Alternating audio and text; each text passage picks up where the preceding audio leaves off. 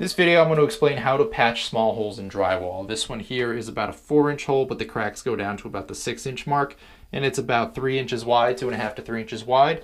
This one, on the other hand, is only 3 inches tall and about 2 inches wide. The premise is going to be the same for most holes that are relatively small like this. Anything that's up to an 8 by 8 inch hole can be patched using this method. First and foremost, let's go over what you need for materials. For this, I'm just going to be using an economy putty knife set. That's about $3. I'm going to be using these 4-inch by 4-inch wall patch repair kits. These are about $4 each. And then finally, I'll be using a quick drying lightweight spackling. This was about $8 for a tub that size. I'd recommend getting at least the tub about this size. Is a 32-ounce tub if you're doing anything like the holes I'm doing. You're going to have to cover the entire area of the patch that you're putting over, so you want to make sure you have enough, otherwise you'll be cutting it really close if you go with anything smaller. Before you're ready to open those up, you really have to clean off the area around the holes. That is an adhesive patch and it's going to adhere to the entire area surrounding the hole that you made, so you really want to make sure you get a good clean surface that it'll adhere to, that way it doesn't fall off and create issues down the road. I'm going to go get some soapy water. I'm going to scrub these walls down pretty well, and then we'll resume from there.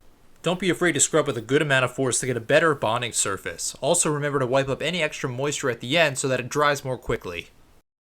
I have now scrubbed the area around both of these holes in the drywall. All I used to do so was the Scotch-Brite side of a sponge, and I used some warm soapy water. I just went back and I wiped it off with a paper towel after to try to get the bulk of the moisture off. You want to make sure this is 100% dried off before you try putting the adhesive onto it. That being said, let's give this a few minutes to completely dry out. I'll give it about 30 minutes or so, and then I'll double check on it again. At this point, it's been about 45 minutes to an hour since I scrubbed this down, and it's a little bit difficult to see because I don't really have a closet light, but the area immediately surrounding the patch location is a lot cleaner, and it is also now dry. Over here, it's about the same situation where I'm not really getting any extra reflection or any darker color. Because we're not seeing any of the dark spots that would indicate a wet wall, these are probably dry enough to proceed at this point. One final thing I do want to note before applying the drywall patches, however, is that if you have an area around it that's uneven, or you have ridges along the edge of your drywall hole, make sure you sand that down prior to cleaning everything off. Otherwise, it'll have a small raised up section and it just won't blend in as well. You'll be able to see the area a lot more easily once it's done. With that said, we are ready to open up our drywall patch, and this is what it looks like opened up.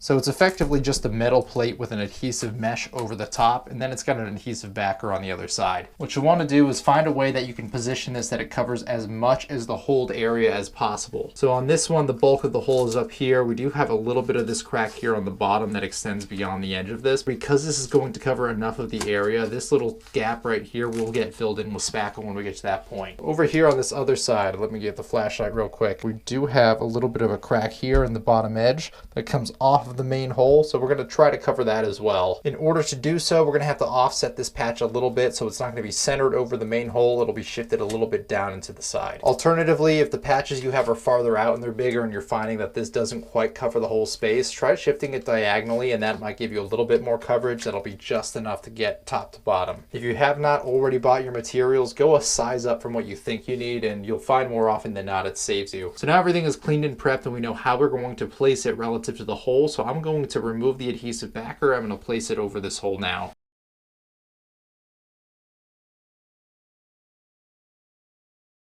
What you could see I did there was I took the main adhesive backer piece off, but there's also a small and thinner plastic piece that is on the front. After you take off the main adhesive on the back, make sure you press in everything as well as you can to the wall.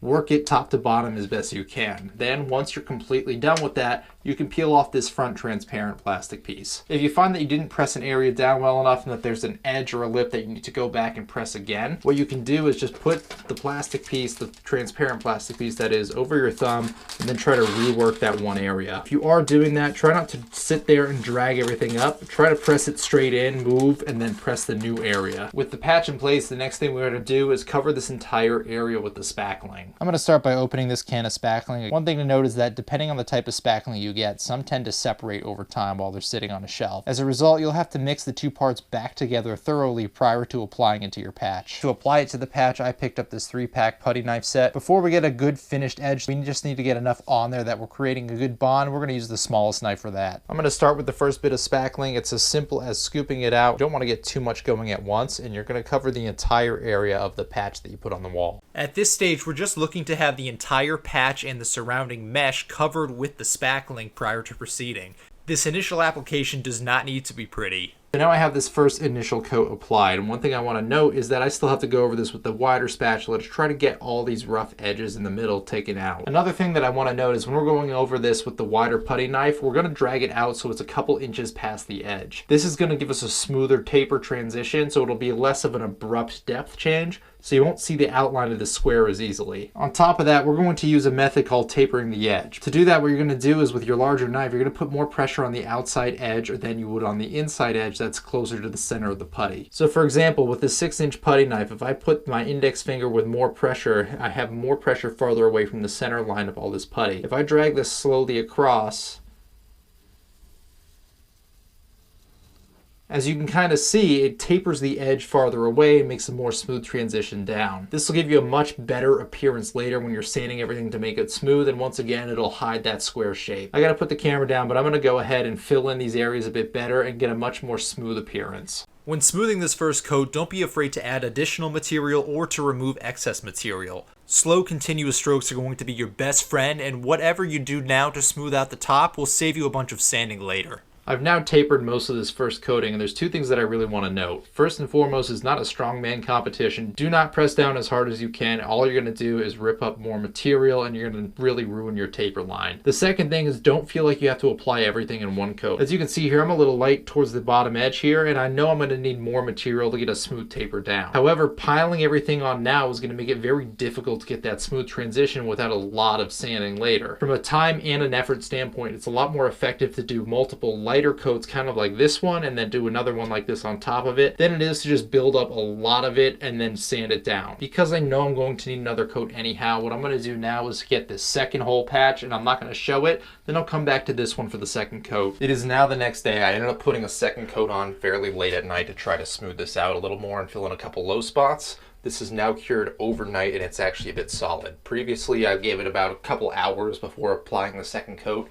And even then, if you really put any pressure on it, you get a slight indent. What I'm getting at here is even though it says it's paint ready and dry in 30 minutes, it's typically not, especially if you have to build it up a little bit more. A small spot like this might be ready in 30 minutes, but if you're doing a wall patch, definitely give it overnight to dry out. Now that these are dry, you can see I did taper down the edge. However, it's not perfect. There are some small lumps when you run your finger over it, so we're still going to have to sand it. If you've never sanded drywall or mud or spackling like this before, I really recommend you get a respirator and you sand either with a sanding sponge or alternatively an orbital sander, and that's what we're going to be using. This stuff makes an absolute mess, so make sure you ventilate the area as well as you can. I ended up opening all my windows, but you're still going to want that respirator, and your clothes are going to get absolutely covered, so I would wear something that you don't like. When we're running the orbital sander, we're mostly worried about getting these little lumps here like you see on this edge out, and we're worried about having a smooth transition. Otherwise, when we go to paint it, you'll get these little ridges like this paint buildup over here, and that'll just be somewhere along the center line, and you'll have that visible dip, especially in a nice finished coat of paint. So that's what we're trying to avoid. I'm gonna go get my orbital sander now, and then I'll show how I'm doing it. Since my torso is not transparent and blocks the view, what I'm doing is working in small circles around each edge, and that way every single direction has a smooth transition. The circular motion is going to apply if you're using an orbital sander or the sanding sponge. I've now hit both of these patches with the orbital sander. I'll see if I can get this so the light's not right in the way. But what I'm really looking for is a nice smooth transition along the edges and no clear low spots in the middle. So you can see there's a small divot here. That's not a huge deal. If you really want, you can go back and fill that in. And then this corner looks a little bit exposed, but if you run your finger down it, there's no obvious lip and it's a smooth enough transition. If you think it isn't, you by all means put more down and then taper it out so it's a farther transition zone. This one is relatively short. It's only about a 2.5 inch transition. But with where this is, it's in the back of a closet and there's gonna be a bunch of stuff hanging right in front of it. This is not something I will probably ever see. Up here, it's about the same situation. You got a slight lip there. If you do put on a filling primer, most small things like that, you'll probably be able to cover fairly well. If you're just going straight to a top coat though, or if you're having a thinner paint or something that's gonna show through, I would definitely fill that in. Going over to our other side, it's about the same situation. We got a little bit of exposed metal up here on the edge, but that's a really smooth transition line actually going in. That's probably the smoothest one out of all of them. The corner on both sides you could see is like a little bit bumpy. I could probably refill that if I needed to, but because it's in the corner and I'm going to be brush painting that to get all the paint in there, I'm really not going to see that through all the brush strokes. The only thing I'm not completely thrilled about on this one is you can see the little bit of a dink right there in the middle. So I could go back and fill that in. I probably will, and then I'll just resand it. However, if you have a filling primer, even that's probably not big enough to actually cause an issue. It'll probably get leveled out with the paint. Final thing I want to note is you can see a little bit of the fiberglass showing through there from the mesh that goes over, and a little bit through here on this edge too.